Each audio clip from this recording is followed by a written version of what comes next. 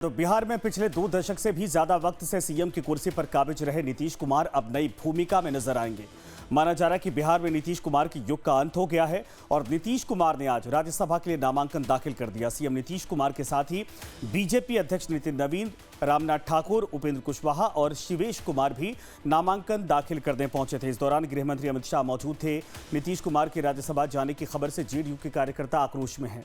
पटना में आज सुबह से ही नीतीश कुमार के आवास एक अणे मार्ग पर बड़ी संख्या में जेडीयू कार्यकर्ता जुटे। इस दौरान कार्यकर्ताओं ने जेडीयू विधायकों पर भी आक्रोश जाहिर किया। कई जेडीयू कार्यकर्ताओं को तो भावुक भी होते देखा गया और विपक्ष ने भी नीतीश कुमार के राज्यसभा में जाने को लेकर निशाना साधा। बिहार में नेता विपक्ष तेजस्वी यादव ने बड़ा हमला बोला। तेजस्वी ने कहा कि बिहार में महाराष्ट्र मॉडल बीजेपी ने लागू कर दिया है और तेजस्वी ने आरोप लगाया कि बीजेपी ने नीतीश कुमार को इतना टॉर्चर किया कि उन्हें इस्तीफा देना पड़ गया है। तेजस्वी ने कहा कि बीजेपी ने नीतीश कुमार को हाईजैक कर लिया है। फिलहाल ये चारों तस्वीरें हम आपको दिखा रहे हैं, देख सकते हैं आप। जो भावुक समर्थक है उन कार्यकर्ताओं नेताओं की तरफ से जो वहां पर एक तरह से कहा जाए गुस्सा भी है और लोगों की आंखों में आंसू भी है कि आखिर ये क्या हो रहा है जिसकी उन्होंने कल्पना नहीं की थी, क्योंकि नीतीश कुमार के नाम पर एक बहुत बड़ा वोट बैंक, बहुत बड़ा समर्थक था जो सिर्फ नीतीश कुमार के नाम पर बिहार में मुख्यमंत्री या फिर विधायक का चुनाव किया करता था। और लेकिन अब नीतीश कुमार मिशन दिल्ली के लिए तैयार हो चुके हैं। नॉमिनेशन फाइल कर दिया है उन्होंने।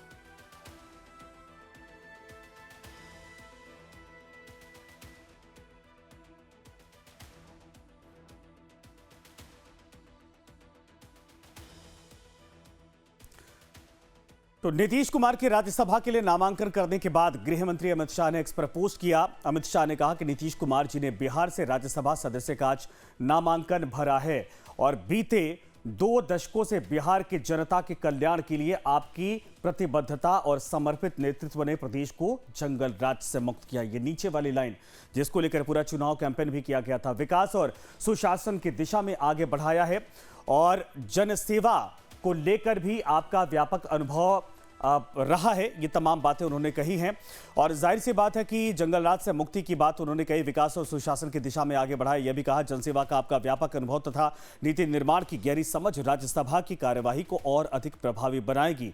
आपकी गरिमामयी उपस्थिति से एनडीए के सबका साथ सबका विकास के संकल्प को और भी मजबूती मिलेगी। ये गृह मंत्री अमित शाह का ट्वीट है, क्योंकि गृह मंत्री अमित शाह इस दौरान वहां पर मौजूद थे जब नॉमिनेशन फाइल करने नीतीश कुमार पहुंचे हुए थे। अब आपको सुनाते हैं कि नेता विपक्ष तेजस्वी यादव ने इस पर क्या कुछ कहा है। हमारी पूरी सहानुभूति नीतीश कुमार जी के प्रति है। चुनाव में भी हमने उनके खिलाफ कुछ नहीं कहा और चुनाव के दौरान भी घूम घूम के ये बात हम कहते थे कि भाई नीतीश जी को तो घोड़ी पे चढ़ाया है दूल्हा बना करके, लेकिन फेरा किसी और के साथ दिला रहा है।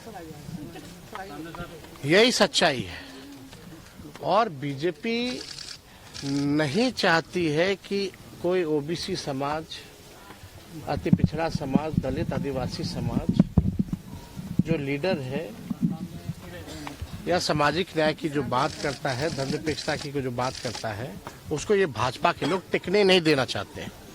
हम जानते हैं उड़ीसा में, मध्य प्रदेश में, हर जगह जो है ये ऐसे सीएम चुनते ही है भाजपा, भले ही ओबीसी समाज के हो, लेकिन रबर स्टैंप वाला जो सीएम जो है भाजपा जो है चुनती है। यानी हम पहले भी कहते रहे हैं कि भाई पूरी तरीके से भाजपा ने हाईजैक नीतीश कुमार जी को कर लिया। आज वो बात जो है साबित हो गई है। तो तेजस्वी यादव के निशाने पर बीजेपी है, लेकिन इधर कांग्रेस महासचिव रणदीप सुरजेवाला ने भी बयान दिया। कहा कि नीतीश कुमार को मोहरे के तौर पर इस्तेमाल किया गया है। आदरणीय साथी राहुल गांधी जी ने भी, कांग्रेस पार्टी ने भी पहले भी कहा था कि एक भाजपाई षड्यंत्र है, नीतीश कुमार जी को मोहरे के तौर पर इस्तेमाल कर बिहार की जनता की वोट ले और चोर दरवाजे से फिर उनको दरकिनार करने का। नीतीश बाबू एक सुलझे हुए राजनीतिज्ञ तो हैं, परंतु भाजपा के छल में अब फंस गए हैं और वही हुआ जो कांग्रेस ने, आरजेडी ने प्रेडिक्ट किया था कि ये बिहार के लोगों की वोट लेंगे और चोर दरवाजे से फिर भाजपा सत्ता हथिया लेगी। और आप ये पाएंगे कि धीरे धीरे शायद अब जनता दल बचेगी भी या नहीं, किसी को मालूम नहीं। चोर दरवाजे से ये सत्ता हथियाना है, ये लोगों का मैंडेट नहीं हो सकता। अगर बीजेपी अपना मुख्यमंत्री बिहार में बनाती है तो उन्हें हाउस डिसॉल्व करके नया चुनाव करवाना चाहिए। और जबकि नीतीश कुमार राज्यसभा जा रहे हैं तो फिर इसके बाद कई बड़े सवाल भी खड़े हो रहे हैं। नई सरकार का फॉर्मूला क्या होगा? खबरों की माने तो बीजेपी से पहली बार सीएम हो सकता है और जेडीयू कोटे से डिप्टी सीएम बनाया जा सकता है। इसके साथ ही बीजेपी की तरफ से कई सीएम पद के दावेदारों के नाम भी अब एक एक करके सामने आने लगे हैं, जिनको लेकर हम आपको बताते हैं कि कौन चेहरा सबसे आगे है। सम्राट चौधरी डिप्टी सीएम है, पिछली बार भी डिप्टी सीएम थे और इस बार गृह मंत्रालय की जिम्मेदारी इनके कंधों पर दी गई है। यानी सरकार में मौजूदा वक्त में नीतीश कुमार के बाद सबसे पावरफुल व्यक्ति, लेकिन अब इनका नाम उस कुर्सी के साथ जोड़ा जा रहा है कि अब ये मुख्यमंत्री के रेस में हो सकते हैं। दूसरा नाम, ये भी डिप्टी सीएम पिछली बार भी थे, इस कार्यकाल में भी हैं, लेकिन विजय सिन्हा का नाम भी इस वक्त मुख्यमंत्री की रेस में चल रहा है। जो 5 नाम इस वक्त सर्कुलेट हो रहे हैं और उनमें विजय सिन्हा का नाम, दिलीप जायसवाल पूर्व भारतीय जनता पार्टी के प्रदेश इकाई के अध्यक्ष यानी कि बीजेपी अध्यक्ष रह चुके हैं बिहार के, लेकिन अब इसके बाद ओबीसी समाज से आते हैं दिलीप जायसवाल, लेकिन इनका भी नाम इस वक्त मुख्यमंत्री की रेस में चल रहा है। और जब गृह मंत्री अमित शाह भी गए थे सीमांचल के दौरे पर, इस दौरान इनसे मुलाकात भी हुई थी। इसके बाद एक और बड़ा चेहरा इस वक्त अमित शाह का बेहद करीबी प्रोफाइल माना जाता है, नित्यानंद राय का नाम। लेकिन आपको बता दें कि इन सब के बीच में ये भी चुनौतियां हैं, क्योंकि जिस समुदाय से ये आते हैं उसमें लालू प्रसाद यादव की बहुत बड़ी एक तरह से होल्डिंग मानी जाती है। क्या बीजेपी इनको भी आगे करेगी? क्योंकि इसी वजह से इनका नाम भी इस वक्त करीबी के तौर पर देखा जा रहा, मजबूत चेहरे के तौर पर। फिर संजीव चौरसिया का नाम भी इसमें आता है बीजेपी की तरफ से दावेदारों में। और नीतीश के बाद नया मुख्यमंत्री क्या संजीव चौरसिया होंगे? ये वो नाम है जो गाहे बगाहे कहा जाए कि इस वक्त सुर्खियों में आए थे, लेकिन सबसे मजबूत चेहरे के तौर पर सामने आ रहे हैं। और एक और नाम इस वक्त है प्रमोद कुमार चंद्रवंशी का, ये भी मुख्यमंत्री की रेस में इस वक्त बताया जा रहा है। 3 चेहरे जो हमने आपको पहले दिखाए वो चर्चित चेहरे हैं पूरे बिहार में इस वक्त मौजूदा राजनीति में, लेकिन बाद के 2 जो चेहरे हैं इनको लेकर अगर हम बात करें तो इनकी चर्चाएं इसलिए हो रही क्योंकि अंदर खाने से ये नाम भी इस वक्त सुगबुगाहट के तौर पर आते हैं। लेकिन आप सबसे पहले जो नाम हमने आपको बताया था जरा वो देखिए, सम्राट चौधरी का नाम। नीतीश कुमार के बाद सीएम कौन? और यह भी कहा जा रहा अंदर खाने कि नीतीश कुमार खुद चाहते कि सम्राट चौधरी को मुख्यमंत्री बना दिया जाए, लेकिन चूंकि ये बीजेपी का फैसला होगा और एक समन्वय का फैसला किया जाएगा एनडीए की तरफ से, ऐसे में सम्राट चौधरी की चर्चाएं इस वक्त सबसे ज्यादा हैं। और जो पावर अगर पिछले 5 साल में देखा जाए तो किसी नेता की सबसे ज्यादा बढ़ी है बीजेपी में, वो अकेले सम्राट चौधरी है। मंत्री के बाद उनको डिप्टी सीएम बनाया गया, डिप्टी सीएम के बाद अब गृह मंत्रालय यानी पूरी पुलिसिंग व्यवस्था की जिम्मेदारी दे दी गई। और दिग्गज नेता शकुनी चौधरी के बेटे हैं। शकुनी चौधरी का नाम अगर पिछले 20 साल 25 साल के पीछे इतिहास में राजनीति में देखेंगे तो आपको एक पावरफुल, एक बड़े नेता का नाम समझ में आता है। और उनके बेटे हैं कुशवाहा, कोयरी समुदाय से आते हैं। ये नीतीश कुमार के वोट बैंक में से इनवारी के तौर पर भी शुरुआत में जब इन्होंने विरोध किया था तब देखा जा रहा था कि चेहरा हो सकते हैं, लेकिन अब खैर साथ में चलने लगे। बीजेपी के प्रमुख ओबीसी चेहरे में से एक इनको माना जाता है और पावरफुल चेहरा, बड़ा नाम है। और चुनाव में आपने देखा था कि गृह मंत्री अमित शाह ने कहा था कि आप बीजेपी को और एनडीए को जिताइए, नीतीश कुमार को जिताइए, लेकिन इनका कद मजबूत किया जाएगा, इनका हाथ हम मजबूत करेंगे। और इसका परिणाम कि गृह मंत्रालय सौंपा गया, लेकिन अब कहीं मुख्यमंत्री की कुर्सी भी तो नहीं मिलने वाली है। आरजेडी से नाराजगी के बाद इन्होंने पार्टी छोड़ दी थी, पहले आरजेडी में थे, उस कोटे से मंत्री भी बने थे, पिता भी इनके साथ रह चुके हैं। और राबड़ी वर्तमान में आप समझिए कि तारापुर से विधायक है। राबड़ी देवी का वो स्टेटमेंट हम आपको बताएंगे बाद में कि जब उन्होंने क्या कुछ कहा था, क्योंकि सम्राट चौधरी का जब चुनाव में कई सवालों को लेकर पूछा जा रहा था और आकलन किया जा रहा था, तब भी ये चर्चा थी कि क्या सम्राट चौधरी को बीजेपी इस प्रोफाइल पर लाने की तैयारी कर रही है। लेकिन अब इस वक्त सबसे बड़े चेहरे, मजबूत चेहरे के तौर पर दावेदारी इनकी है। बिहार बीजेपी के प्रदेश अध्यक्ष भी रह चुके हैं। और मैंने आपको बताया कि जब इनको जिम्मेदारी सौंपी गई थी तब इनके सर पर एक साफा हुआ करता था, तस्वीरें आपको याद होंगी। तब नीतीश कुमार का ये विरोध करते थे, लेकिन बाद में जब साथ में आए तो बहुत करीबी नेता के तौर पर भी हो गए। अगले सीएम पद की रेस में प्रबल दावेदार के तौर पर इनका नाम है। और अब हम आपको दूसरा चेहरा दिखाते हैं। चुनाव के दौरान सुर्खियों में, चुनाव से पहले अपने बयानों को लेकर, तीखे बयानों को लेकर चर्चा में रहते हैं, लेकिन बीजेपी के अंदर एक मजबूत चेहरे के तौर पर पहचान मानी जाती है विजय सिन्हा की। अगड़े समुदाय से जरूर आते हैं, लेकिन वर्तमान में बिहार के डिप्टी सीएम इस कार्यकाल में हैं और पिछले कार्यकाल में यानी पिछले विधानसभा में भी डिप्टी सीएम के तौर पर। इसके पहले ये दरअसल स्पीकर भी रह चुके हैं, चेयरमैन भी रह चुके हैं, लेकिन धीरे धीरे कद बढ़ता चला गया, मजबूत होता चला गया। राजस्व एवं भूमि सुधार मंत्रालय इनके पास इस वक्त मौजूद है और छात्र जीवन से आरएसएस और एबीवीपी से लगातार ये जुड़े रहे, उसी तरीके से राजनीति में चले आए। लखीसराय विधानसभा से चुनाव लड़ते हैं, इस बार भी चुनाव जीत कर आए हैं और पिछले 15 साल में लगातार वहां से चुनाव जीत कर आते रहे हैं। बिहार विधानसभा के अध्यक्ष भी रह चुके हैं, जैसा मैंने आपको पहले बताया, और बिहार विधानसभा में नेता विपक्ष भी रह चुके हैं। कद देखिए, अध्यक्ष भी रह चुके हैं, विपक्ष भी रह चुके हैं, डिप्टी सीएम 2 बार बन चुके हैं और अब क्या भूमिहार समुदाय से आते हैं। क्या अब मुख्यमंत्री की रेस में ये भी इस वक्त सबसे मजबूत चेहरों में माने जाते हैं, मजबूत समर चेहरा माना जाता है। लेकिन सबसे बड़ी चीज है कि बयानों को लेकर जो एकदम तीखे तेवर वाले बयान होते हैं वो विजय सिन्हा के तरफ से ही आते हैं, जब लालू प्रसाद यादव या तेजस्वी यादव या फिर विपक्षों को घेरना होता है। लेकिन एक और चेहरा सुर्खियों में है। इसके पहले आपने देखा होगा जब सम्राट चौधरी हटे थे, उसके बाद इनको जिम्मेदारी सौंपी गई थी। ये है दिलीप जायसवाल। इनकी चर्चा इसलिए है क्योंकि अमित शाह के साथ 1-2 जो मुलाकातें पिछले कुछ दिनों में हुई हैं, उसके बाद इनका नाम सामने आ रहा। चुनाव के बाद दूसरा प्रदेश अध्यक्ष बनाया गया, तब इनको उस पद से मुक्त किया गया था। लेकिन अब बड़ी जिम्मेदारी क्या मिलने वाली है। उद्योग और सड़क निर्माण विभाग के इस वक्त मंत्री हैं सरकार में और दिलीप जायसवाल अगर बात करें तो ये कलवार समुदाय से आते हैं, वैश्य समुदाय है, ओबीसी समुदाय ये है और वैश्य समाज बीजेपी का महत्वपूर्ण वोट बैंक न सिर्फ बिहार बल्कि पूरे देश में है। और दिलीप जायसवाल चूंकि प्रदेश अध्यक्ष रहते हैं, इन्होंने बड़ा काम भी किया था, लंबे समय तक बिहार बीजेपी के कोषाध्यक्ष भी रह चुके हैं। संगठन को मजबूत करने में इन्होंने बड़ी भूमिका निभाई और बिहार बीजेपी के प्रदेश अध्यक्ष रहते इन्होंने जिस तरीके से काम किया था, उसके बाद कहा जाता है कि बीजेपी को सीटें धीरे धीरे आप देखते जाएंगे तो बढ़ती चली गई। खास करके जो वैश्य समुदाय है, बनिया समुदाय है, उसमें इन्होंने मजबूत पकड़ बनाई थी। अमित शाह के करीबी माने जाते हैं और इस बार जब वो गए थे बिहार के दौरे पर, तब इनके आवास पर मुलाकात भी जाकर की थी। सीमांचल क्षेत्र में बीजेपी के मजबूत चेहरे के तौर पर इनकी पकड़ है। वो सीमांचल जो बीजेपी के लिए चुनौती रहता है, लेकिन वहां मजबूत चेहरे के तौर पर दिलीप जायसवाल का नाम है। लगातार तीसरी बार बिहार विधान परिषद के सदस्य चुने गए और इस बार मुख्यमंत्री की रेस में इनका नाम कल से यानी पिछले 24 घंटे से चलना शुरू हो चुका है। क्या ये मुख्यमंत्री होंगे या फिर अगला चेहरा?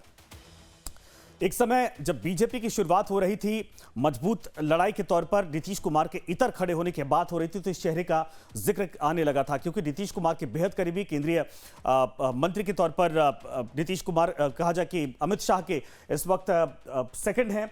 लेकिन वर्तमान में केंद्र सरकार में गृह राज्य मंत्री के साथ साथ ये अमित शाह के करीबी होने के साथ साथ बिहार में एक यादव वोट बैंक में बड़े सेंधमार के तौर पर भी बीजेपी के लिए काम करते हैं और बीजेपी कई दफा इनके चेहरे को आगे लाई भी है। लेकिन क्या ये मुख्यमंत्री के रेस में अब आ चुके हैं? अब ये बड़ा सवाल है क्योंकि जो 5 बड़े चेहरे इस वक्त चर्चाओं में हैं, उनमें सबसे बड़ा जो वोट ट्रांसफर करवाने की भूमिका के तौर पर आने वाले वक्त में देखने की बात है, खास करके जो विरोधी वोट बैंक उनमें इनका नाम जरूर आ रहा है और यही कहा जा रहा है कि इनको भी उस रेस में रखा गया है। 4 बार के विधायक रह चुके हैं, उजियारपुर से चुनाव लड़ते हैं, लोकसभा सांसद इस वक्त हैं और साथ में यादव समुदाय से आते हैं। लेकिन क्या ये लालू और तेजस्वी के वोट बैंक को एक तरह से अपनी तरफ लाने में सफल हो पाएंगे? ये कई दफा कोशिश की गई है, कुछ सफलता जरूर मिली है, लेकिन अब नित्यानंद राय का नाम मुख्यमंत्री के तौर पर सामने आ रहा। ओबीसी समुदाय से ये भी आते हैं। बीजेपी क्या इस चेहरे पर दाव लगाने जा रही है? 2016 में बीजेपी प्रदेश अध्यक्ष रह चुके हैं और अगले सीएम पद के रेस में इस वक्त प्रमुख चेहरों के तौर पर इनका भी जिक्र है। हमने आपको 4 चेहरे दिखाए, 4 में से 3 ओबीसी और 1 सिर्फ जनरल समुदाय से आया था। 5वां चेहरा इस वक्त हम आपको दिखा रहे हैं। इनका नाम है संजीव चौरसिया। पटना के दीघा सीट से विधायक हैं, विधानसभा चुनाव लड़ते हैं और जीत कर भी आए हैं। दीघा सीट काफी चर्चाओं में रहती है, लगातार तीसरी बार विधायक बने हैं। चूंकि राजधानी के आसपास का ये क्षेत्र है तो आप समझिए कि यहां से पकड़ भी पटना में काफी मजबूत इनकी है। बीजेपी के वरिष्ठ नेता गंगा प्रसाद की ये पुत्र हैं और ऐसे में एक लेगेसी भी चली आ रही है बीजेपी के साथ। सिक्किम के राज्यपाल रह चुके हैं गंगा प्रसाद यानी इनके पिता और उसके बाद बीजेपी बिहार के प्रदेश महामंत्री भी ये भूमिका निभा चुके हैं। तो आप सोचिए कि इस चेहरे को लेकर, हालांकि कल तक ये चेहरा चर्चा में नहीं था, लेकिन पिछले 24 घंटे के अंदर ये इस वक्त चर्चा में है। आरएसएस के बेहद करीबी के तौर पर देखा जाता है। संजीव चौरसिया को आरएसएस से जुड़े बेदाग छवि के नेता माने जाते हैं और तमोली समुदाय से ये आते हैं। इसीलिए ये भी चेहरा जो ओबीसी समुदाय से आता है और बीजेपी क्या वाकई में ओबीसी समुदाय पर बड़ा दांव खेलने वाली है? क्योंकि बीजेपी कि प्रमुख ओबीसी जो वोट बैंक है उसमें बिहार वो राज्य है जहां चुनौतियां यहीं से शुरू होती हैं और एक और नाम इस वक्त सामने आ चुका है, प्रमोद कुमार चंद्रवंशी का। यह भी नाम आपने कल से आज तक सुना होगा। वर्तमान में बिहार सरकार में मंत्री की भूमिका ये भी निभा रहे हैं। सहकारिता एवं पर्यावरण विभाग का जिम्मा इनको सौंपा गया है इस बार सरकार आने के बाद। लेकिन क्या यह मुख्यमंत्री की रेस में है? बिहार विधान परिषद के सदस्य भी इस वक्त मौजूद ये हैं और चंद्रवंशी समुदाय से ये आते हैं। और साथ में आपको बता दें कि अति पिछड़ा वर्ग यानी कि ईबीसी का मजबूत चेहरा ये माने जाते हैं। बिहार राज्य पिछड़ा वर्ग आयोग के सदस्य भी रह चुके हैं। तो क्या अब बीजेपी की तरफ से इनके चेहरे पर, और सबसे बड़ी चीज है कि एवीवीपी के जरिए इन्होंने राजनीति की शुरुआत की थी और उसके बाद धीरे धीरे इनका कद बढ़ता चला गया और आज मुख्यमंत्री के दावेदारों के तौर पर इनका नाम सामने आ रहा है। यह हमने जो चेहरे इस वक्त आपको दिखाए हैं, यह नीतीश कुमार का रिप्लेसमेंट है। राज्य में नहीं बल्कि उस कुर्सी पर, जिस कुर्सी पर पिछले 22 साल से मुख्यमंत्री के तौर पर नीतीश कुमार थे। एक युग का अंत है, लेकिन अगला जो शुरुआत होने वाली है, अगली युग किसकी शुरुआत होने वाली है, कौन यहां पर वाकई में मुख्यमंत्री के तौर पर अपनी भूमिका निभाएगा, किसको जिम्मेदारी सौंपी, ये सब का जो है कि इस पर ध्यान इस वक्त है। लेकिन अब आपको बताते कि विधानसभा से लोकसभा फिर मुख्यमंत्री की कुर्सी, ये जो सफर नीतीश कुमार का रहा है वो जबरदस्त रहा है। और राज्यसभा की सीढ़ी चढ़ने की तैयारी, जैसे उन्होंने ट्वीट करके खुद बताया, लेकिन लोकसभा में भी सांसद रह चुके और न सिर्फ सांसद बल्कि मंत्री की भूमिका भी ये अटल बिहारी वाजपेयी की सरकार में निभा चुके हैं। पहली बार 1985 में विधायक बने, 2 बार चुनाव हारने के बाद तीसरी बार सफलता मिली थी। बड़ा संघर्ष करना पड़ा था, लेकिन किसको पता था इतना बड़ा कद इनका हो जाएगा। सीएम के कार्यकाल में कई बार एमएलसी रहे, विधान परिषद के ही सदस्य हमेशा रहे हैं। चुनाव कम लड़ने की इन्होंने कोशिश की है। 1989 में पहली बार सांसद बने और फिर केंद्र सरकार में जो बड़ी भूमिका इन्होंने निभाई 91, 96, 98 और 99 में ये सांसद रहे, यानी दोनों सदनों के, विधानसभा और फिर उसके बाद लोकसभा पे पहुंच गए। अब राज्यसभा बचा हुआ था इनके जीवन में। मुख्यमंत्री की कुर्सी के बाद इन्होंने कहा कि मेरी इच्छा थी कि मैं राज्यसभा जाऊं। लालू यादव, सुशील मोदी चारों सदनों के सदस्य थे और अब नीतीश कुमार भी चारों सदनों के सदस्य बन जाएंगे क्योंकि नॉमिनेशन फाइल हो चुका है। और ये नीतीश कुमार का भी, ये सब समकक्ष नेता थे और सबके कद को देखा जाए तो इसी तरीके से आगे बढ़ते चले गए। 1970 के दशक में जेपी मूवमेंट से ये आगे बढ़े थे। वो चर्चा जब लालू प्रसाद यादव और नीतीश कुमार की उस वक्त होना शुरू हुई थी। 1985 में पहली बार हरनौत से विधानसभा का चुनाव लड़ा, 89 में पहली बार सांसद भी बने और इसके बाद वीपी सिंह की सरकार में कृषि राज्य मंत्री की पहली भूमिका इन्होंने केंद्रीय मंत्री के तौर पर निभाई थी। 1984 में लालू से अलग होकर समता पार्टी का निर्माण किया था और एनडीए सरकार में रेल मंत्री, कृषि मंत्री रह चुके हैं नीतीश कुमार। 2000 में पहली बार बिहार के मुख्यमंत्री की कुर्सी पर बैठे। बहुत लंबा सफर नहीं था, 7 दिनों का यह सफर था, लेकिन उस 7 दिनों के बाद जब दोबारा वापसी की नीतीश कुमार ने, तो किसको पता था कि यह सफर 22 सालों तक लगातार अनवरत चलता रहेगा। बहुमत ना होने के चलते 7 दिनों में उस दौरान इस्तीफा देना पड़ गया था और उसके बाद फिर आरजेडी की सरकार आ गई थी। 2005 में एनडीए की भारी जीत हुई। उसके बाद नीतीश कुमार मुख्यमंत्री की कुर्सी पर जब बैठे तो फिर सरकारें में अलाइज बदलते रहे, नीतीश कुमार नहीं बदलते रहे। और 10 बार, बिहार नहीं पूरे देश में ये अपने आप में है कि कोई 10 बार अगर मुख्यमंत्री की शपथ लेने वाला मुख्यमंत्री था तो अकेले नीतीश कुमार थे। बिहार में सुधारों के लिए सुशासन बाबू के तौर पर इनकी छवि चमकी, उसी नाम से आज भी जाना जाता है। महिलाओं के उत्थान के लिए नीतीश कुमार ने जबरदस्त काम किया पूरे बिहार में और यही कारण है कि महिलाओं का जो भरोसा था, यानी जो महिला वोट बैंक है, वो नीतीश कुमार के साथ धीरे धीरे मजबूत होता चला गया। जो उस वक्त छोटी उम्र की बच्चियां थी वो आज वोटर के तौर पर और एक बड़े कहा जाए कि समर्थक के तौर पर नीतीश कुमार के साथ जुड़ती चली गई। इसके बाद एक लाइन ये भी है, पाला बदला पर गद्दी नहीं छोड़ी। यही 22 साल का सफर रहा। 2013 में बीजेपी के साथ गठबंधन तोड़ा। एक एक करके हम आपको बताते जा रहे हैं कि कैसे ये सफर चलता गया। नरेंद्र मोदी को पीएम उम्मीदवार बनाए जाने का भी विरोध किया था, वो याद होगा आपको। एनडीए और डीएनए तमाम चर्चाएं हुई थी। 2015 में आरजेडी कांग्रेस के साथ महागठबंधन बनाया और उसके बाद फिर 2015 में महागठबंधन की सरकार में सीएम बने नीतीश कुमार। फिर 2017 आता है, महागठबंधन से अलग हो गए। 2017 में फिर से बीजेपी के साथ इन्होंने मिलकर सरकार बना ली, लेकिन मुख्यमंत्री नीतीश कुमार रहे।